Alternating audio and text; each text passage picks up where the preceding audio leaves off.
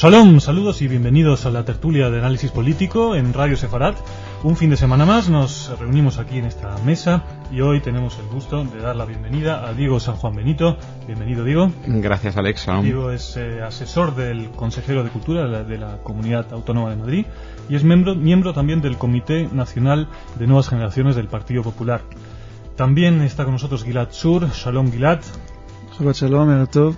Gilad es israelí y está desde hace muchos años en España. Es Product Manager de una empresa israelí de alta tecnología. Gilad, Diego, los temas de la semana son varios, están centrados en torno a Israel, conflicto Oriente Medio, terrorismo, energía nuclear. He señalado o destacado algunos temas para poner sobre la mesa. El atentado en Tel Aviv el pasado jueves, un atentado de la yihad islámica que dejó 30 heridos. Chirac, el presidente francés, defiende el uso del arma nuclear contra países que usan el terrorismo. Nos ha sorprendido a todos las últimas declaraciones. Bin Laden también vuelve a hacer declaraciones, amenaza con desencadenar nuevos atentados. Y las elecciones palestinas que se acercan, quedan apenas 3-4 días. Y también hay grandes incertidumbres sobre cuál va a ser el resultado. Si os parece, comenzamos por ese atentado. Todos apuntan, todos los ojos acusadores sobre ese atentado, toda la responsabilidad del atentado parece que recae claramente en Siria e Irán, la yihad islámica que está financiada desde allí. ¿Cuál es la valoración que hacéis? ¿Cómo va a incidir este atentado sobre la política israelí, sobre el futuro de las elecciones? Bueno, si os parece, yo la verdad es que, en primer lugar, valorar como siempre lo desgraciado del atentado en sí y tal vez, como apuntabas, venir en un momento tremendamente señalado políticamente. Hacía bastante tiempo que había cierta tranquilidad. Esto viene a irrumpir en plena campaña de elecciones palestinas y en un momento en el que en Israel se vive la tensión ya más relajada, pero tensión al fin y al cabo de la enfermedad de Ariel Sharon. Y bueno, pues la verdad es que yo imagino que la información está bastante avanzada. Si Saúl Mofaz ha dicho en concreto que todo apunta a Irán y Siria, y bueno, pues evidentemente un desafío y una provocación y una intención de influir negativamente de irrumpir, digamos, en este tipo de procesos, en estos procesos en concreto que se están desarrollando. Muy peligroso, eleva la tensión, pero yo no sé si será decisivo para el resultado de las elecciones en Palestina. Si lo decías, Yihad Islámica tiene sus sedes en Damasco, y es financiada desde Irán. Gilad, Irán tiene un claro interés en romper un poco toda posibilidad de normalización entre israelíes y palestinos, ¿no? Hay que recordar que realmente Irán tiene una decisión política religiosa de la época de Khomeini, que hace falta eliminar Israel del mapa. Las declaraciones hoy en día no son nuevas. Es realmente una decisión religiosa sin tiempo. Es decir, no puedes borrarla. Y están en este camino durante años. Están detrás de un montón de atentados, apoyando claramente organizaciones terroristas como Hezbollah, Yihad Islámica. Están detrás de atentados como AMIA y la embajada israelí en Buenos Aires. Claramente están siempre detrás. Siempre están buscando la forma de empujar. Este mismo atentado, Gilad, Diego, el presidente iraní Ahmadinejad estaba en Damasco con el presidente sirio, con Bashar al-Assad, y de hecho hicieron una declaración conjunta de apoyo al terrorismo palestino. Dijeron que la resistencia, así como lo llaman, continuará y es el único camino para restaurar la legitimidad y los derechos del pueblo palestino y poner final a la ocupación de tierras islámicas. Así lo dijeron claramente, con lo cual casi están justificando ese atentado, y mientras que la autoridad palestina lo condenó muy claramente, ¿no? Sí, yo creo que flaco favor hacen. Lo que ocurre es que, vamos a ver, en el discurso de los radicales islámicos, el tema de Palestina a veces se convierte en el pretexto a sacar para seguir manteniendo algún tipo de excusa. Sí, su hegemonía dentro del mundo islámico, y es un buen pretexto para ellos, ¿no? Y sigue funcionando, pero ciertamente si la propia Autoridad Nacional Palestina ha condenado este hecho, ya digo que flaco favor le hacen en realidad a la causa palestina apoyando actos terroristas, ¿no? Desde luego.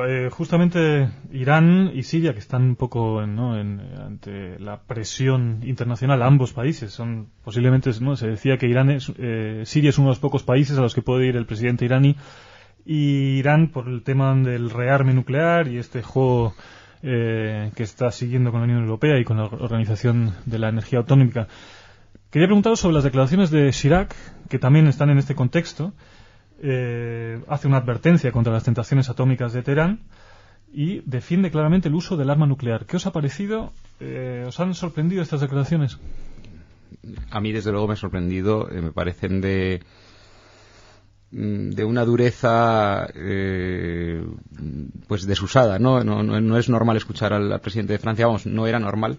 Esto ya son expresiones que te devuelven al discurso de Gaulle, de bueno, Francia es una potencia nuclear, ¿no? Y de la force de frappe que decía el general de Gaulle.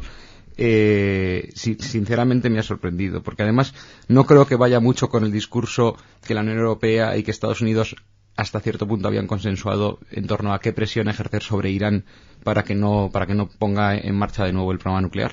Entonces no acabo de entender muy bien si Chirac estaba necesitado en este momento de una llamada de atención tan dura, ¿no? Como la que ha tenido. Además que él reafirmó la vigencia de la disuasión nuclear para garantizar, esto es curioso, el aprovisionamiento estratégico, ¿no?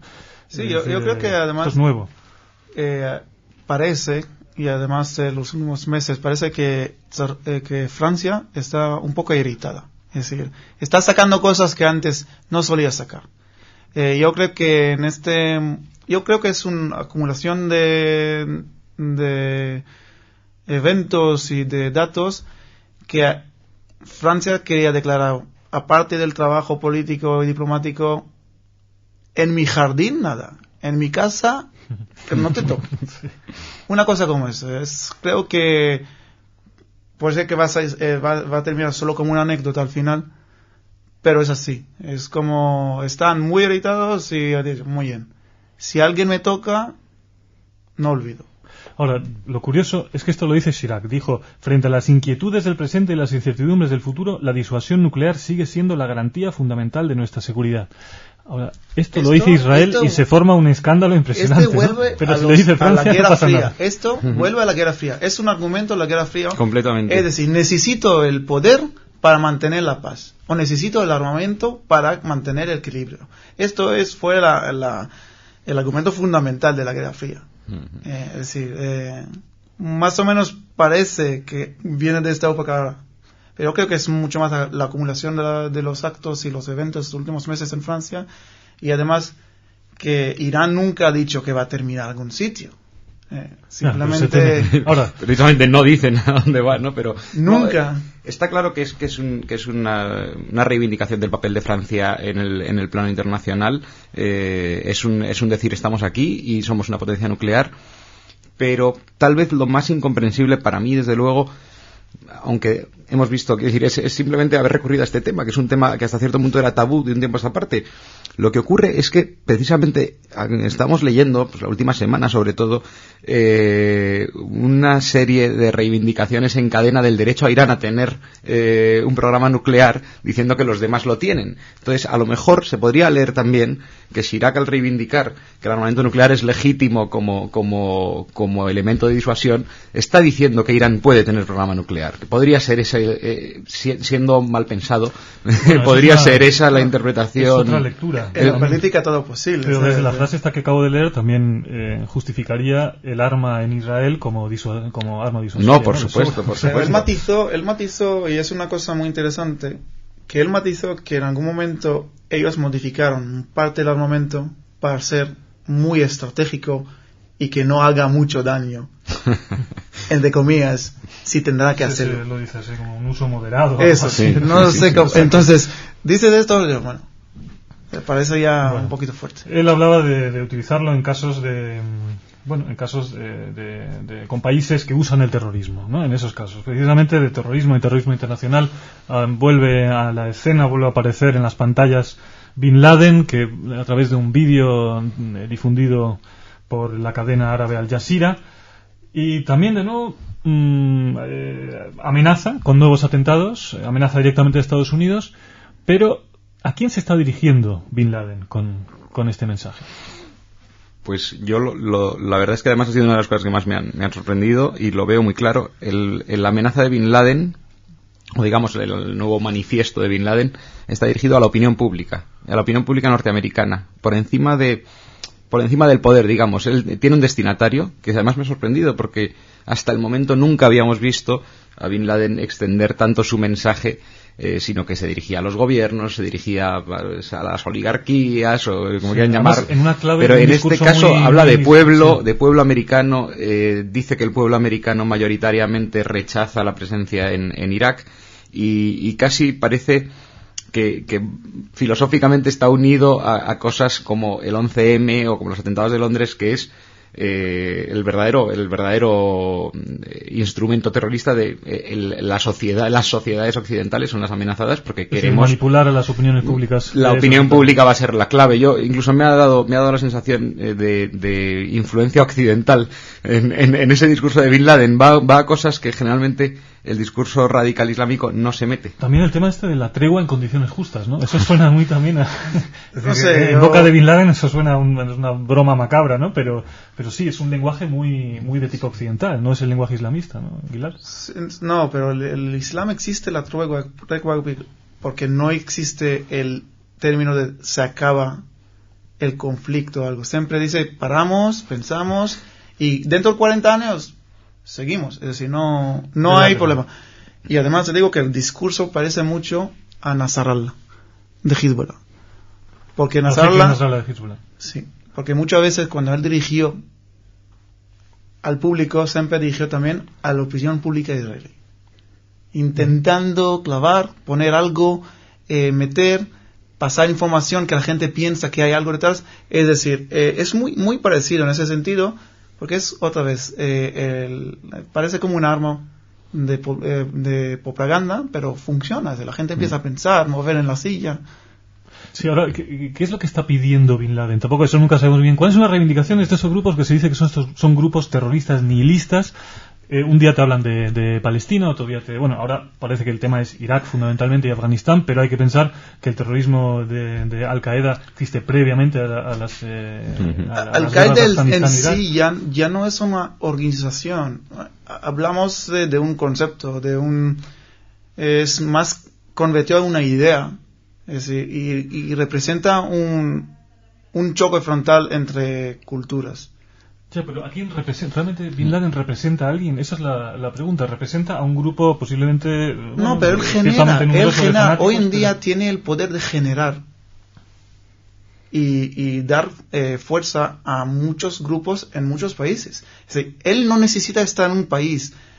Sí necesita sitios como Irak o Afganistán para emplear sus actividades, pero él no necesita estar presente en un país y decir, existe Al-Qaeda. No. Su idea, difunde su idea y alguien ya hará, a través de sus, mensajeros, el trabajo.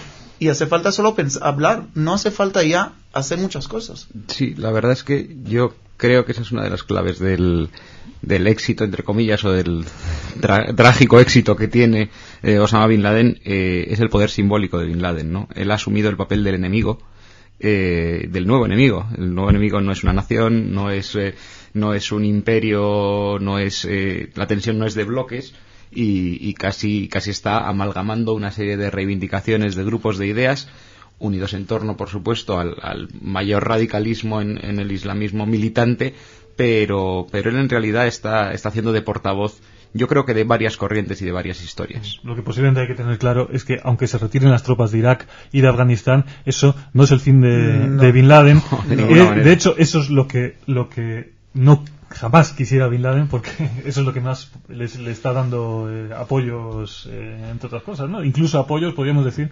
indirectos en opiniones públicas occidentales, que podríamos decir que comparten en cierta medida, con justificación o sin, esas posiciones políticas. Pero en fin, ahí entraríamos en otro terreno bastante más complejo, y queríamos pasar a este último tema, que es Israel y Palestina, elecciones pronto en Palestina. En Israel, algunas declaraciones que os quería también preguntar sobre ellas de Peres, de Shimon Peres, quien dijo, antes, eso sí, del atentado del jueves, que Israel estaba preparado para conversaciones de estatus definitivo con la Autoridad Nacional Palestina y de establecer fronteras definitivas. Apeló, digamos, a una supuesta voluntad de Sharon, que era andar todo un largo camino, dijo Peres. Esto tiene credibilidad en boca de Peres. Muchas veces se dice que Peres es un poco visionario, ¿no? El soñador eterno. Entonces, Gilad, el senador eterno. Yo creo que lo que dijo Peres, hay que reconocer que Israel todavía no tiene las fronteras establecidas. Es una meta que siempre existe. Es decir, nunca cualquier político en Israel ha hablado de que algún día habrá que establecer, porque es la base realmente que aquí poseamos la paz. Porque hasta que no tengamos las fronteras marcadas con todos los que estamos rodeados, incluidos los palestinos, nunca se acaba.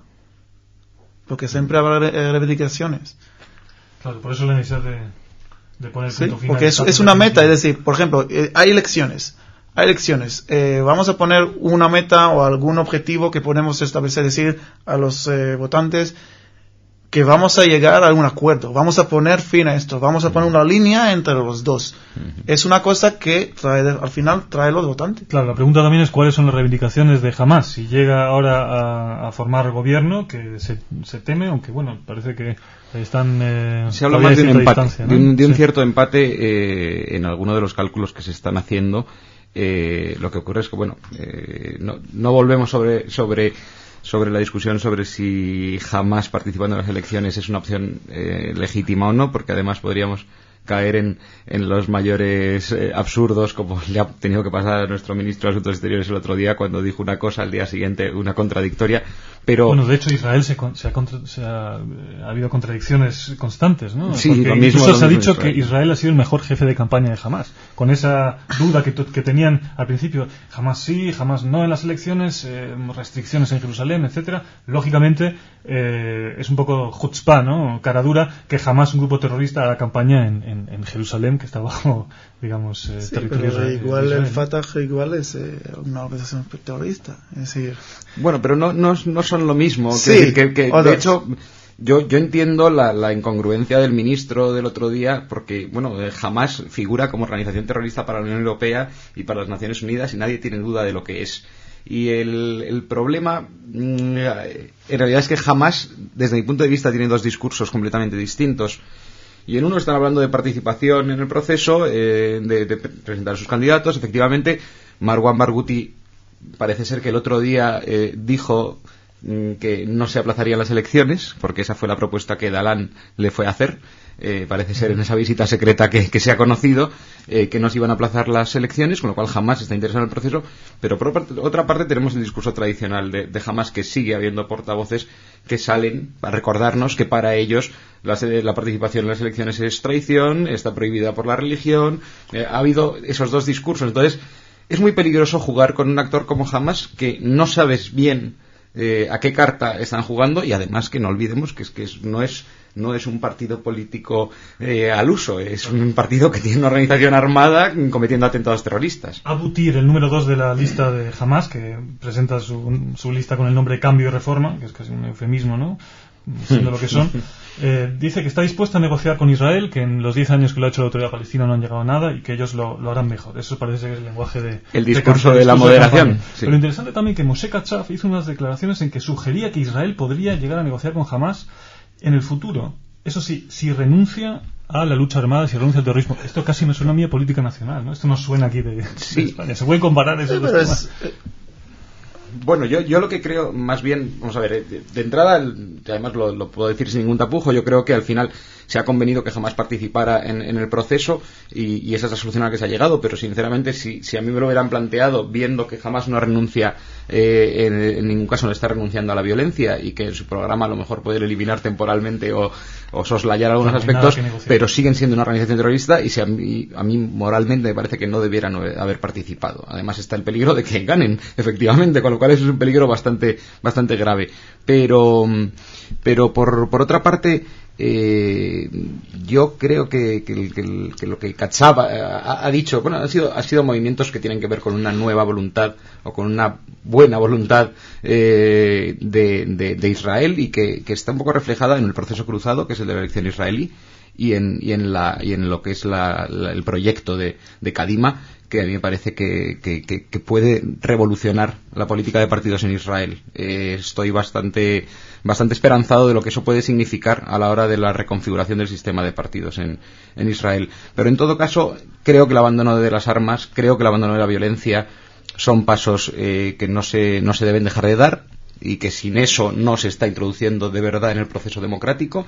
Creo que ha ocurrido en algunas partes del mundo. He visto el resultado de conflictos que podían reconvertir a grupos armados en partidos políticos. Funciona en El Salvador, donde yo concretamente lo he visto, pero no es el caso nacional, o por lo menos yo no lo interpreto así. ¿En España? Sí, no es el caso de España. Y no es un poco a lo que Zapatero decía con ETA, que es negociación, obviamente, sin terrorismo, ¿no? Claro, pero el grave error es que no ha habido abandono previo, digamos. Hay que recordar que también en el proceso palestino-israelí nunca había un abandono de las armas. Es decir, es una declaración justa porque realmente es una demanda. Pero realmente desde hace tiempo, dejar las armas y presentar. Pero sabemos que en la realidad israelí hay que ser muy pragmático y al final donde habrá una oportunidad de empezar a hablar, empezaron a hablar. Yo creo que es así, en la realidad israelí es así. Al fin y al cabo, si hay alguna oportunidad o habrá que hacer algún gesto, algún acto que no está, no está con la misma línea de la declaración, adelante. Empezar a hablar, dejar las armas y empezar con palabras. Ese es el deseo que tenemos todos. Diego San Juan Benito, Gilad Zur, gracias por estar hoy con nosotros en Radio Sefarat. Muchas gracias por la invitación, como siempre. Muchas gracias, Shabbat Shalom. Shabbat Shalom. Shabbat Shalom, Alex.